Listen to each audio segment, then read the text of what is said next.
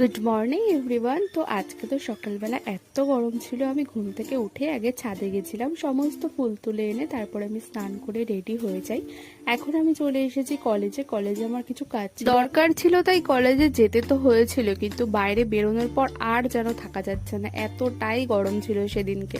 College থেকে বেরিয়ে আমি এখন অটোর জন্য অপেক্ষা করছি, একেতেই এত রোদ, তার মধ্যে আমি একটাও অটো পাচ্ছি না। তো তারপর আমি একটা অটো পেয়ে গেছিলাম, আর এখন আমি বাড়ির দিকে চলে যাচ্ছি। আর রাস্তায় দাঁড়িয়েছিলাম একটা মিষ্টির দোকানে, গোপুর জন্য মিষ্টি নিয়েছিলাম। এখন আমি টোটোতে উঠে গেছি, আর এই আমার এক বান্ধবী আমাকে মাশরুম দেবে বলে রাস্তায় দাঁড়িয়েছিল, তো ওর কাছ থেকে মাশরুম নিয়ে আমি এখন বাড়ি চলে এসেছি। আর তারপর দেখো আমি বিকেলবেলায় কি দেখলাম। আগের দিন মনে আছে তোমাদের ধান কাটার মেশিন দেখিয়েছিলাম, তো ধান গাছ থেকে ধানগুলো নিয়ে নেওয়ার পরে যে গাছটা পড়ে থাকে সেগুলোকে বিকেলবেলা এরকম ভাবে জ্বালিয়ে দিয়েছে, যাতে পরে আবার চাষ করতে পারে। দেখতে কিন্তু বেশ সুন্দর লাগছিল। আর তারপর আমি চা খেতে খেতে পড়াশোনা করছিলাম। তো চলো